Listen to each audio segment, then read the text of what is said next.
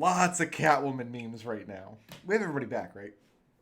We don't have to keep talking about Batman. I mean, we can. Yeah. Yeah. Batman is a perfectly cromulent form of discussion. Yes. Quite. Quite. What is your plan for coming in for a landing? Yes, Alexander, what is our plan for coming in for a landing? Is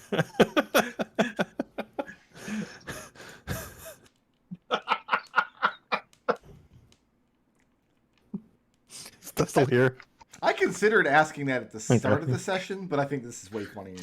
So before we get started, You're right. Before Destil says whatever completely inane and amazing thing he's about to say, I want to say that Alexander is my favorite character in this campaign, and I will be incredibly sad when we no longer have Destil narrating an Artificer, because the just sheer amounts of Star Trek level magic babble that come out of his mouth is, to steal Brick Road's saying, chef kiss. Well, I figure we just cast breathe water on somebody and go take a look what we're on top of. Okay, let's ask this question. How fast are we falling? It's difficult to say because you're surrounded by waterfalls on all sides. What if I cast levitate on myself and then mentally just let myself float at an even keel? Kind of triangulate. Yeah. How fast you're falling. I've got to levitate on Steely. Okay. Somewhere between 20 or 30 feet per round, probably. So levitate speed. Depending on how you're, who's working the controls. You can probably regulate that speed here or there by opening flaps on the canvas or... But yeah, averaging 20, 30 feet per round. That's not fast enough to really be... I don't think that's fast enough to be destroyed against the water. If we land on water, which I'm assuming we're going to land on water since, you know... If we don't land on water, do we care that the boat we're riding is destroyed? No. Yeah, well, I mean, we care that, you know, we want to survive this hypothetical crash landing. I would like to, at some point, some way, if we can, take the boat home with us, because there's a lot of mithril here, and you know, we're poor. Right. I mean, but also the Crown is definitely going to say they own the mithril. Okay, whatever. I mean, Just you doing some okay, math whatever. here. You okay, whatever, Mr. Ten Sails. I mean, we can break pieces of it down and just stuff it in the bag. We'll keep that on as a after we're done. Right, exactly. Yeah, we can tear the frame apart. But I mean, the whole thing's made out of mithril. We're not falling absurdly fast, and I guess at this point we just kind of, you know what we should have, you know what you should have done, Alexander? What should I have done? You should have put some kind of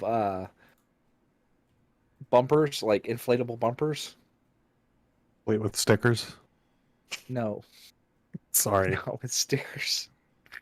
Just Sorry. like just pull a ripcord and like a That's not where my boy went. Like- Like, just like it's a series of large air bladders on the bottom to Right. absorb the impact. and we just bounce like one of those giant like balloon. I don't know what those things are called. Those bouncy balloons where you sit on them and you just bounce. Yeah. Again, I mean, I think we can land on water, and if we land on land, if we lithio break, well, the boat doesn't do us any good then anyway. Lithio break. You just use that word. I think it means we Yeah, land on the rocks. It's we're either going to be aqua breaking or lithio breaking. I'd hope. Do you have a preference? Aqua breaking? Yes. magma breaking. So the plan is No. basically the plan is there's no plan. Just whatever you land on, you land on.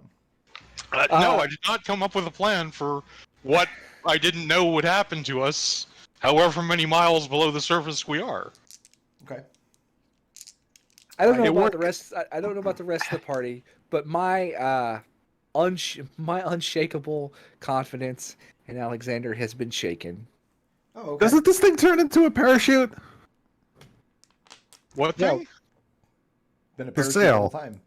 Yeah, that's how we've been going down. It's just a Yeah. parachute. It doesn't really Yeah. glide very well. Okay.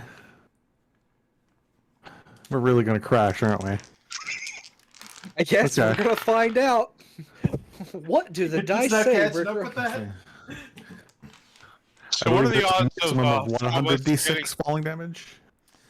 As you continue to lower, eventually the wall of water kind of starts receding away from you as the water breaks up even more into mist and dissipates until instead of falling down this long column of water, it's more like you're just parachuting down into this deep, deep void in which there's a rain that never subsides. I do have to make some rolls here. And this is when you start to encounter wind. Are we still taking the same order piloting the vessel? Yeah. It was Connor and Gus. So I know a it's few gonna be- hours into that shift, Numac is going to relieve Connor. And then 2 hours later, Alex is going to relieve Numac. Yeah. Is it possible to get a short rest inside the after the ship with the curtain up? Yeah, for everybody except Connor and Gus.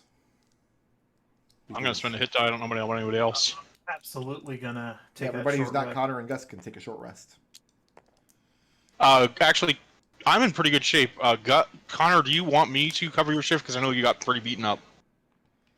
Sure. Yeah. That'd be good. Yeah.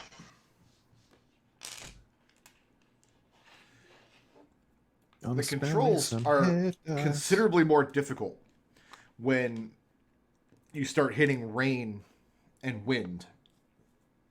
Because you no longer have a good vantage point for falling straight down.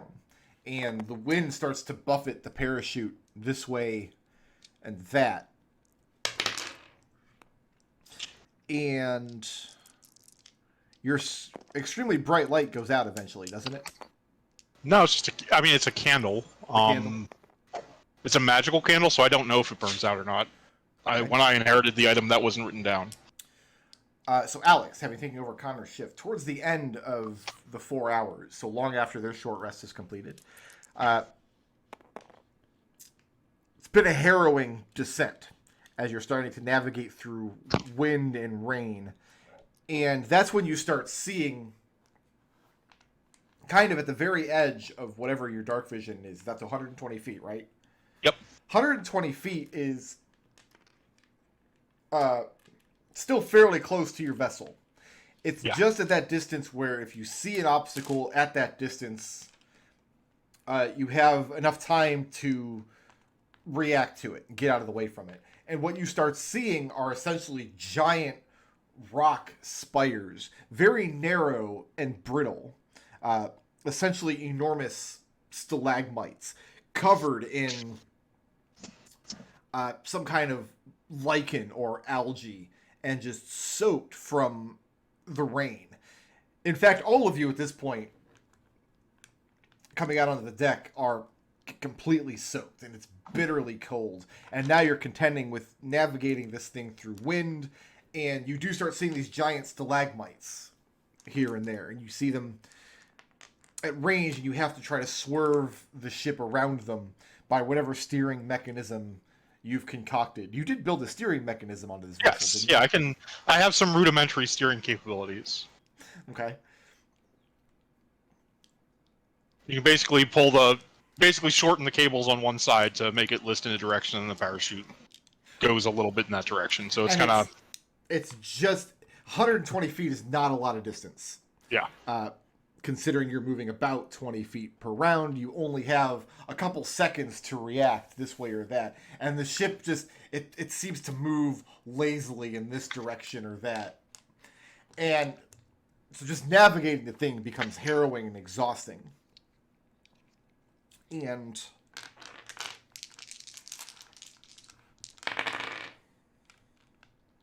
eventually, though, there is an enormous splash as you finally, at long last, touch the bottom. And the parachute starts coming down to a rest aboard the vessel.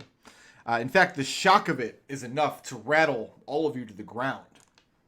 And probably not enough to actually deal structural damage to the vessel because you're only coming down about 20 feet per round.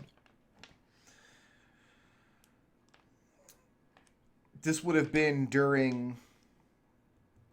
you messed up my order here because you gave Connor... This would have been during Alex and Lucius's next shift. So I guess Connor and Lucius would be out there since Alex and Connor switched. Yep. So now you're in water of some kind, and there is still wind, and there are waves. You can feel the ship rocking and listing as the rain is coming down endlessly from above. And surrounding you, every so often, you see these giant black pillars of rock just jutting straight up out of the water, reaching up hundreds and hundreds and hundreds of feet. These are the stalagmites that you guys had been steering around as you're bringing her down. But down at this length, they're much, much wider at the base than they were above. It's as though these things come like huge cones of stone poking up through the water, like bizarre islands. And it is incredibly dark and cold and windy, and the rain is pouring down. Now what? Is the water salty? It's still salt water? The rain isn't, no, because the rain... Oh, yeah, no, it would be. The rain pouring in is ocean water. That's lovely. Yeah, it is now I'm salt gonna... Yeah, now Scrappy and I are gonna get to work getting the mast up. Good call, Gus. Take about an hour to turn this thing into a proper boat. I'll help. Okay. I'm probably gonna need you to like do some maintenance on my armor because this is not good. Yeah. Yeah, I don't... Wasn't expecting it to still be salt. I mean, I guess I should have, but... I mean, it's just the seawater pouring down from above. It's crystallized salt crystallizing everywhere. It's all in our pants and chafing and everything, and it's awful. Oh. I didn't need to buy that half-pound of salt to go with the rations, now did I? So after an hour, you pull down the parachute and reel it in, make some repairs to it, dismantle part of the floorboards, and pull up this telescoping masts contraption. Right, exactly. And you put a sail on what is effectively now your keel boat. Yep. Where are you sailing to? Where are we sailing to? So it's just nothing in any direction? This darkness in every direction. You can see out to the effective end of your dark vision or the range of the brightest light you have. But all you Does can that see in candle any direction burn down, or is it... It hasn't started burning down yet. Okay. Well, I'll put the... I'll kind of focus the lantern so we can kind of get bright light ahead of us. Okay. Gus, would you care to take the helm? Sure. All right, let's go that way.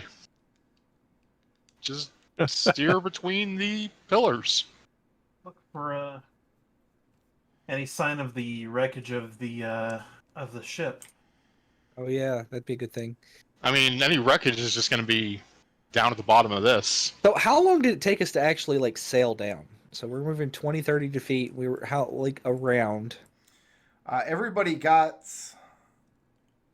one full shift, and Lucius got two. So that's Lucius was that towards was the end of his second shift when he were bringing it down. so that's like, God, that must have And been then terrible. and there was another 8 hours at the beginning when Alex was getting a feel for it. Oh yeah, So- that would have been a really long fall on the 9, Whistler. On the Yeah, it Whistler, was 9 shifts. Or if you God. just swam out into the hole. Yeah, Well, no, it wouldn't have taken them nearly as long. I know it wouldn't have, but it'd still be a really long fall because, like, It's roughly a day and a half. Okay. right. So you'd have lots of time to think about your life choices. I can tell you that before you hit the water. Yeah, I mean, I don't expect to find any wreckage unless maybe we want to dive to the bottom of whatever we're in now, but That might be good information to see how deep the water is. does fly work underwater, Lucius? Just says it gives you a fly speed. I don't know anything So, about swim speed. Anybody strong enough swimmer that they feel confident going down there? I'm not. Nor I. I mean, What you guys need is a priest of Osprey. Why would we need that? whatever. Like, tie a rope on me. I'll just jump in the water and sink. We'll see how long it takes. Steely does canonically have a winch now. Yeah, Yeah, sure. How much rope do we have? give me got... give me water breathing. Take 10 minutes. This is where Gus gets eaten by a giant fish. Giant underdark angler fish. I've got 250 feet of silk rope in the bag. All right. I'm water breathing, and Gus just he waves at Connor. I'll like hand he you a did- continual flame coin.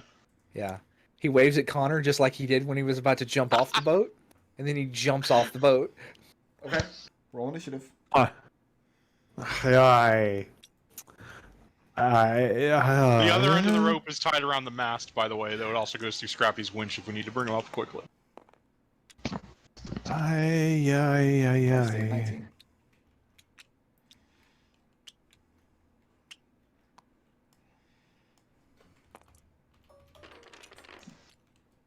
I cannot believe that you people are doing this. How much rope do you give Gus?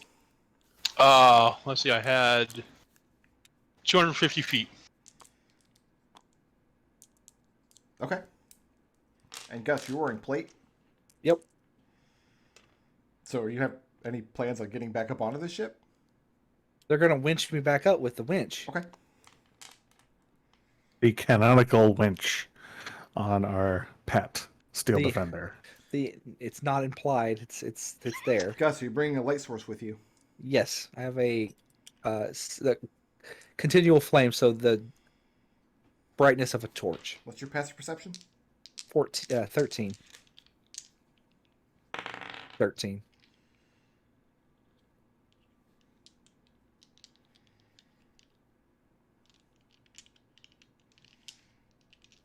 I'm going to the thing that I'm going to do first though is I'm not going to go like down super far. I just want to see how far. You're wearing plate armor. You're going down the full rate you can fall in a round, I'm holding onto a rope. right? Are they slowly lowering the rope down, or? Yeah, with the winch. Okay, so right now you're just dangling over the edge of the ship. They haven't lowered you at all yet. Yeah. Yeah, it'd be just like below it. Yeah, just below the Okay, surface. So how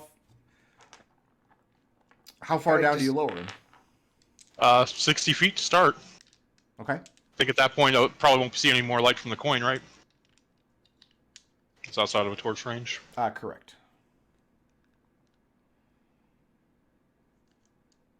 Okay, so Gus, you've been lowered 60 feet into the water. I'm just how deep does the water look? Looks like you can go deeper than you have.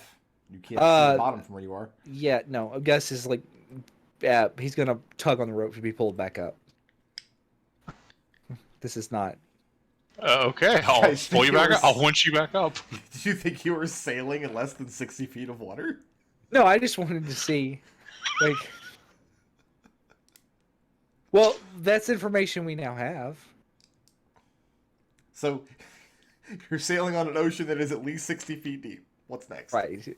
Well, Yeah, so my I- opinion is Gus takes the helm. I'll pick a direction. I'll keep lookout.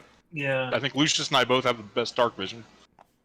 Gus Yep. ties a rope to himself and then ties it to the mast. Okay. You don't need to tie it to the mast. There are harnesses on the chairs, so you can have the rope. There's something to tie off to. That's not just the mast. Okay. Can I ask a question? Sure. This is to the group. Yeah, go for it, Connor. What is our plan for getting home? Yeah. Okay. That's what I thought. Yeah. Alexander, what is our plan for getting back home? Find a place to teleport. So if you know any like fake crossings or bullshit like that, find Deep Gnome civilization or maybe some drugger. I don't know. Oh no, you've They still all got the beads up. slavers. You still have the beads up, don't you? Yeah. She's like, "What's our plan?" All right. That's what I thought. Just goes back in. You had 5 days to suggest ways to get back. I was busy building the ship. I mean, Gus doesn't expect us to come back, so he doesn't say anything.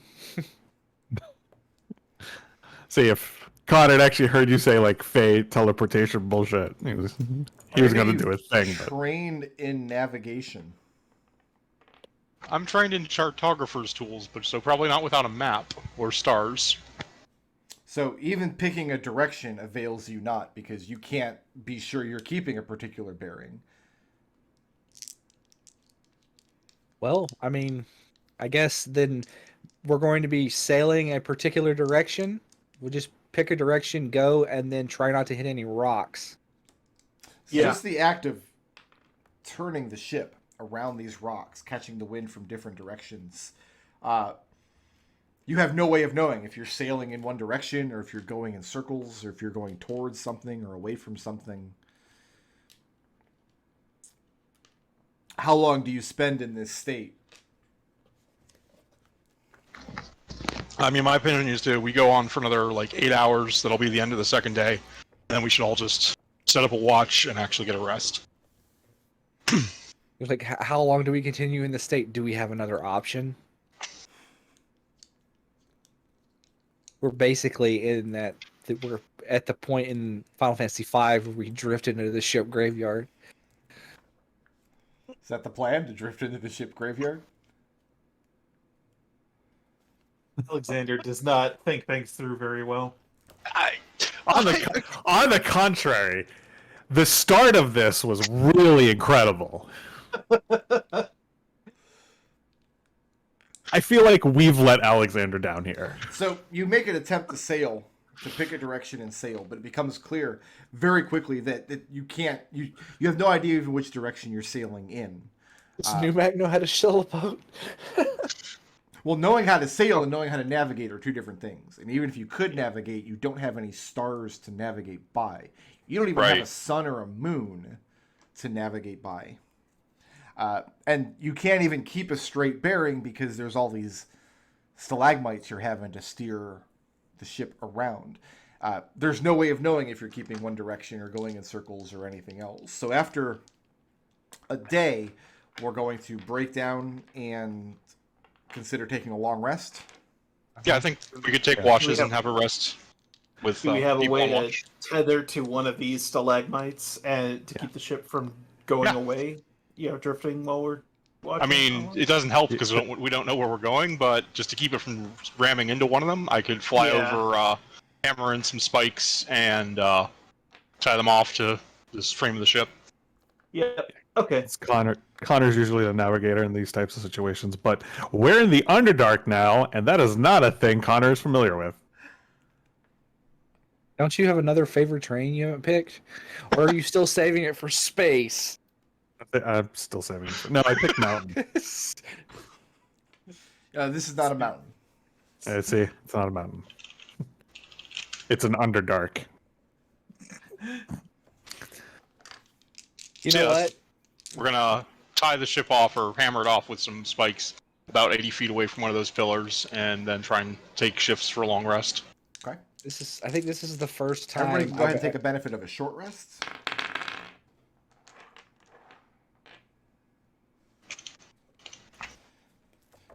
So you lash your rope around one of these pillars to make sure that Shift doesn't drift into something and get damaged. Because I guess you guys brought a sail with you, but not an anchor. Well, I guess Gus could be an anchor. He's wearing plate.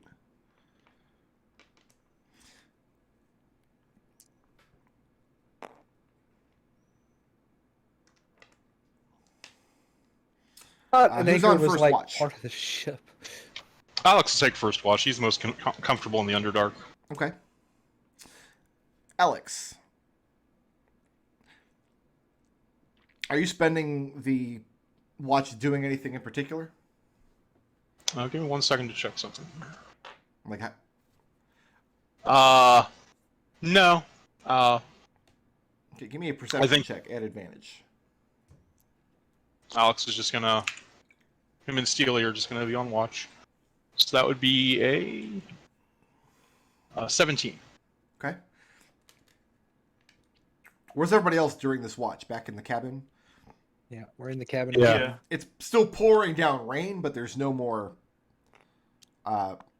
deafening sound of the waterfalls around you. Yeah, I think at this point we could probably not take the beads down at the very least, so that way someone raises the alarm. We're not muted in here. You know what I'm really tempted to use? Because I'm so curious. Yeah, Do it, Connor. Alex knows. Alex knows. So we took the beads down and put them back in the bag, right? Yeah. Yeah, sure. Okay. So, Alex, I'm gonna. after an hour or so into your watch, you become aware that, I mean, you're tied off to this rope, so maybe 12, 15 feet of slack or so. Yep. Because you don't want the boat listing into the pillar that you're tied up to. And I have the sail put away, obviously. But the rope around all sides of it is covered in dozens and dozens of marching insects, making their way down the rope towards the boat. I will fly over to where I hammered in those pittons and see where the insects are coming from. And examining it, they're pouring out of holes around one side of this rock pillar. Mm-hmm. Just these tiny little ant-like insects. These aren't like big honking beetles. Very, very tiny things, like mites. Alex is going to fly back to the ship and cut the ropes before we're at the point there's no insects on them. Okay. Cut the rope. And he's going to fly back over to the pillar. He's going to take a coin, a stone coin. He's going to use the Artificer light ability to make it like lit up like a candle, drop it on the pillar, fly back, and he's just going to, every like minute or so, he's going to look back to that until he can't see it anymore. If the ship gets caught up in a current or whatever, so he has some idea of how long, just to keep some sort of sense of spatial reference. And almost immediately, I mean, you're being pulled away from the stalagmite in some direction, and you see the light receding away from you.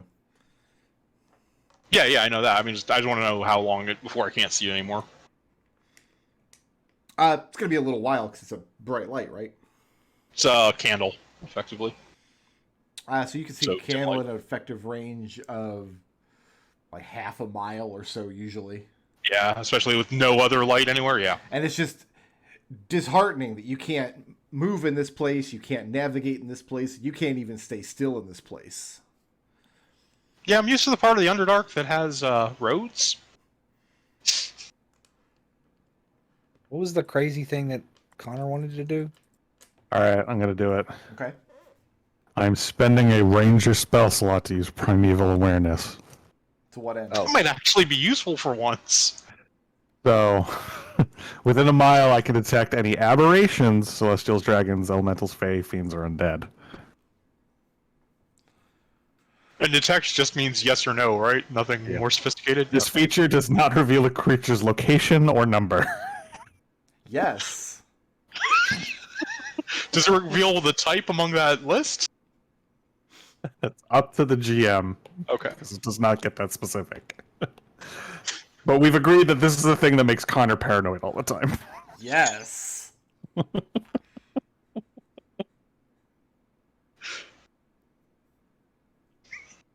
Connor just says to Gus, I don't think we're alone. Gus just kind of is like cleaning his armor, and he looks at you. He gives you the flattest stare he's ever given anybody in his entire life. Who's got the watch after Alex? Gus can go next. And Alex will tell Gus, like, okay, well, there were insects coming along the rope. I decided to cut it rather than let them get on board the ship. I was keeping watch on where we were for about an hour and a half before we lost sight of the candle I put left there. All right. Well, then Gus is just going to do his best to. Do we have oars? Like I was so like Brick said we don't have an anchor, but like I assume that things like oars and anchors. Yeah, we have came with oars. Boats came with We definitely the have boat. oars, because you were bitching about not having to row. So there's definitely a set of oars. And you've got Steely, and Steely's going to do whatever you tell him as long as it's a simple instruction. And Alex will go back and set up his personal lab and start concocting more reagents to get spell charges back. I'm just going to like spend my entire watch walking around the edge of the boat and just kind of using the oars to kind of push us away from rocks and to make sure we don't get like stuck on something, you know? Gus, it's during your watch when you see the lights for the first time. Go ahead and make me a wisdom saving throw, please. Oh God. Oh, it's not bad. That is a 19. Okay. And at some point in your watch, you just become extremely aware, because you have this oar that you've been using to kind of steer the boat this way or that, move it around. The waters are getting a little calmer, which suggests to you that you're moving away from the epicenter of where the ocean above is pouring down. But other than that, you have no sense of which direction you're going in. But you become suddenly aware, and you have no idea how long you've been doing this, but you're just staring over the edge of the boat at these mesmerizing lights down beneath the water somewhere. You can't tell how deep they are or what shape they are, but it's the whole prism of color. Very, very swiftly you snap out of it and look up and get your oar just in time to make sure that the boat doesn't crash along one of these rock spires. And it's a harrowing experience because it was a very narrow thing. You don't have very fine control over turning or steering this boat. And these lights become a more common fixture that you have to just kind of acclimate to. And here's the unfortunate thing. Well, there's two unfortunate things. The first is that you guys are going to be in this state for some number of days. And the second is that you never get enough time to complete a long rest. You never get an unbroken 8-hour period during which something doesn't demand your entire attention, whether it be a violent change in the weather or be some kind of scrape with an aquatic monster or some kind of navigational hazard. It's not comfortable. You can't get warm. There's not enough. Well, I guess you have good berries to keep your bellies full. How are you guys keeping track of the days? This is where that 1 feat that Keen Mine would come in handy, but none of us have that. Okay. I guess Alexander could build a water clock again. But yeah, your life is just exhausting and miserable. The rain never subsides. You never have enough time to relax. I don't know how many of you brought a change of boots or a change of clothes, but Gus only has the one pair of pants. But days pass as you do start to get acclimated to the various dangers. You start to learn how safely close you can get to one of the rock spires. You start to kind of learn the temperament of the water. how to predict a sudden change in the wind or the cycle of rain. Sometimes you can see in the distance the flashing of electrical storms, and you only get caught in 2 or 3 of those before you figure out good ways to deal with it. We need to figure out how many days you spend adrift, though. So what I want to know is, do any of you have a plan or any idea on how to stop this phase of your adventure, how to end the drifting and get on to the next thing? Or are we just leaving it to blind chance? Literally, the only thing Gus could do is the only thing Gus could do is sink the ship, which I don't think is a good idea. You come out and Gus is like, I've seen too many of the colors. I'm ready to end it all and become one with the insects. I do That would have be access one way to... to. I have access to the spell Dream if we could get in contact with anybody that we know down here. We don't know anybody down here. Not this part. I thought Sorry, casting Dream just increased your drop rates for like Ender Pearls and stuff.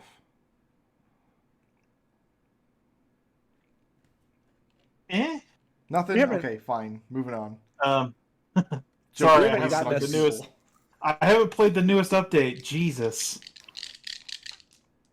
Sorry, I needed another minute or two to go over all the stuff I have on me. Okay. Any good ideas here? Gus has. I can play the pan flute. Can you? Do you have a pan flute? Oh, yeah, I have tool proficiency in pan flute. Do you have Go a ahead pan and play flute? it. All right. I don't hear pan flute. You better start whistling. That's your plan, playing the pan flute? Surprisingly, it doesn't help. I'm shocked. So Gus has absorb elements, magic missile, protection from good and evil, shield, and thunder wave. That's what he can. Okay. That doesn't help. So Okay, I have an idea. Okay. I can get us to the point where we're at least going in a consistent direction with regard to the current. If the current is moving us in another way, we wouldn't observe it. But I can construct a series of... I can get a bunch of little pieces of floatable wood. I can put them behind the ship. I can put a light enchantment on them, and then we can make sure that we're always going away from that. And then when it's getting out of range of sight, I'll fly over, pick it up, fly back, and drop another one. It's like a reverse breadcrumb trail, so we can at least go in a single direction. Mm-hmm. So if we want to spend a day or two just doing that, I mean, my boots recharge without me needing to rest from the way I read it, so... Okay. So the plan is to like 2 hours get of flight a day. get a piece of driftwood back behind the ship and put a light Yep. on it. Yep. Like a bauble with continual light casts.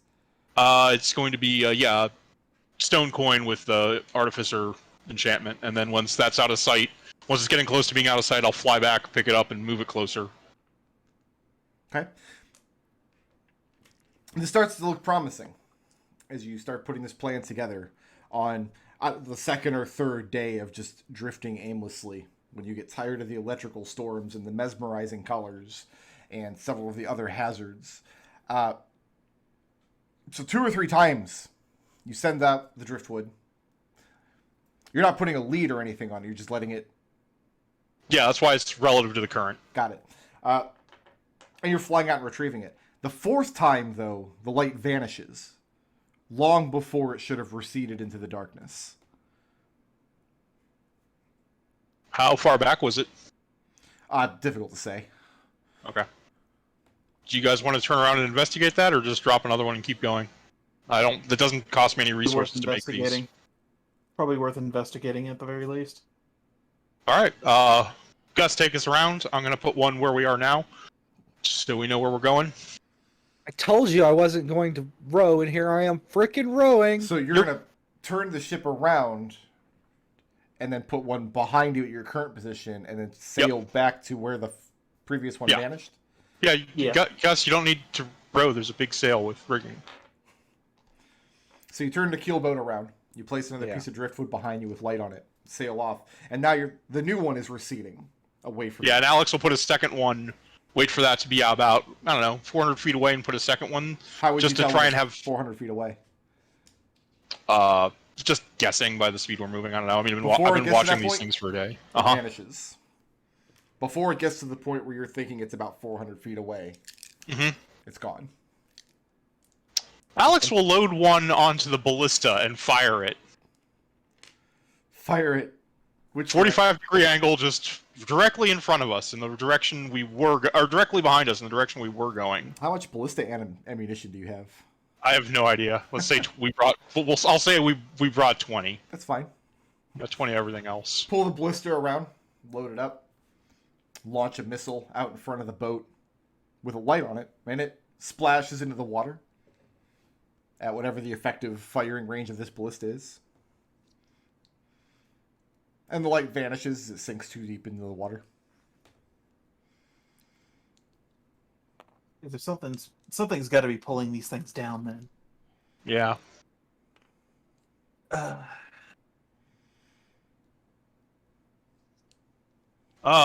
What's your effective Hey, range? hey, on detect Lucius. thoughts? Lucius. I was gonna ask Connor what his effective range on detect thoughts is. I believe it's. Well, let me actually check. You can detect the presence or absence of thinking minds within the range, right? With a creature I can see within 30 feet of me. Okay, can't see. Never mind. What were you saying, Alexander? I'm sorry. Can you start casting water breathing? Yeah, Thanks. 10 minutes. Are you casting it as a ritual? Yep, I have to. Hey, what's next? Nothing of note occurs in the next 10 minutes. The spell goes off successfully. I mean, I think let's turn back around and continue the way we were originally going, and we'll just keep with the Yeah. light plan. Second one You know- disappeared way closer than the first one.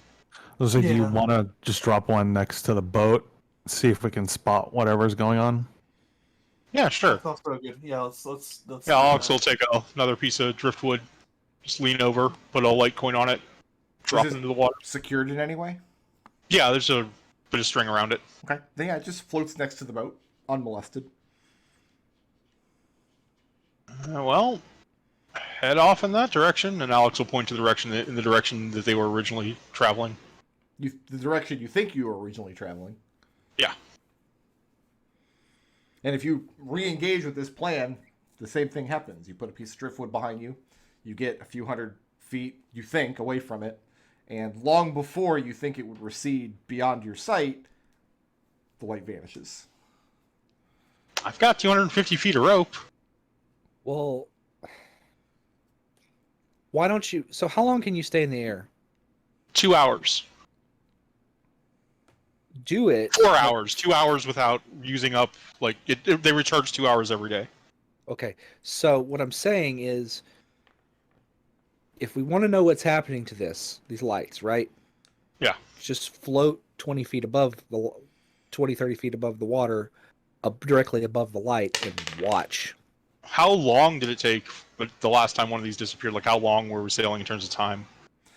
It wouldn't take more than several minutes for one to be out of your line of sight if you were sailing in a straight line. Okay. So yeah, several minutes at least. All right, Alex. Alex will grab one of the continual flame coins. Will build himself the piece of driftwood. He's going to fly behind the ship, Okay. set it into the water, and then fly up 100 feet. Over the surface of the water. Yep. Okay. And then motion The for you ship guys sail to away from you. They have lights. I can track the ship a lot Make farther than a they perception check. Okay. What am I rolling 2 dice for?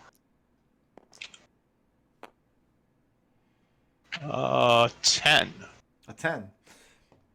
Something breaks the surface of the water 100 feet below you. Mm-hmm. And after that, a piece of driftwood gets dragged underneath. I'll fly back to the ship. Okay. I couldn't get a good look at it. It was too far down. You want to try it again with me being about 10 feet up? Is there Is there any way we can build some sort of like fishing line? And we do have Some a sort. winch. Oh, we should have brought fishing line. Perhaps a sort of rod. No, that's absurd. Nothing like that. But just a way for us to Again, dangle I've something got in the line. Yeah. I've got 100. Just I got tow it? 150 or 250 feet of rope. So All right, worth a shot. Tow it about. I guess you know what you. Do we still have the? Oh no, we lost that because we lost Scrappy. May he rest in peace. the lantern. Yeah, the No, lanterns. I was gonna say the cage that the imp was in. We could put the light in the cage the imp was in, and That then poor just... imp drowned. Well, nobody cares about the imp. Hey, Gus. Imp Do any went of to the 0 weapons hit that you points. can magically bamf back into your hand glow?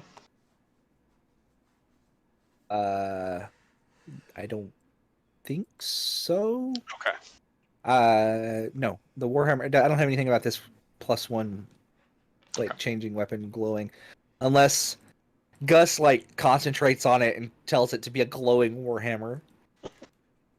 Does that work? So what's next? Okay, apparently not. How do I? Can I was gonna say, can we just try towing the Well, actually, driftwood and then using the winch to pull whatever tries to abscond with it? well, yeah, that's what I was gonna say. We do that, and then that's a good idea, actually. We make a fishing rod. Is that what you're saying? Yeah. And I think that plus what he said, can you imbue my hammer with your light? Your I think it's artificer? non-magical, but let me check. I mean, I have another hammer. We can spend an hour, and I can just like switch weapons. It's fine. Oh, sure. Okay, what's next? But is it non-magical? Yes. Okay. Well, I mean, we could do anything as long as it's a weapon. Do something. I don't have any other weapons. For some reason, I cannot explain. Going through my inventory, I have a mace on me. I have a dagger. The mace is probably better. It's a little more hefty. I don't know why I would have a mace. I'm a ranger. That makes no sense. So what are we doing with this mace?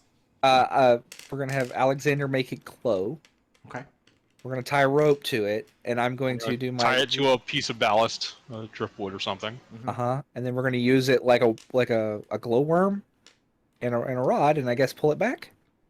I think we just leave it behind us and then go in one direction and let the rope out. Okay. And I guess the end of the rope will be, we need something that it can be quickly released if this is something too big to bring down the ship. So I'll tie it through these harnesses that have the releases on them. Okay. And we can rig it through the winch if we need to pull something back with more power. You sail away from it. You're leaving this mace with a rope tied around its handle that you're letting out in great slack. So you want to put distance between it and the ship, yes? Yeah. Okay. And it gets to the point where the rope is, you've let out all the rope. You've got 250 feet. Is that correct? Okay. Yeah. And at that point, you see the rope kind of struggle back and forth for a few seconds, and then the light vanishes. All right, it's time to play Pull the rope in. Bassmaster 5000. Just start. Pull the rope in. Let's Pull- see what happened pull to the it. rope Let's in, see and what the happened last- to the end of it. 5 or 6 feet of it have been cleanly sliced off. Mace is gone. Like blade, or are we talking teeth marks? What are we talking here? Make a nature check. Do you want me to try that? Or you Can I get help? nature? I'm proficient in nature. Yeah, you can assist on this. So you can make it an advantage. Yay! With my +2, that's helpful. Go ahead and take a d4. 9. Sorry, the cigarettes are real soggy down here. Gross. Let's see, 9. 2 is 11, plus another 4 is 15. Definitely wasn't chewed, and it definitely wasn't snapped. This was a clean slice, which to you suggests tool use at the very least. More likely a weapon. So, whatever's chasing us has enough brains to make tools. And now they have a cut. glowing mace. Yep. I mean, unless can you just like make it not glow? Can you end the effect, Alexander? Just to spite them. We don't even know what we're dealing with, and you want to spite them? They stole your mace. Yeah, I mean, you seem to operate a lot on spite, and it's really kind of distressing. That's the player. I'm sorry.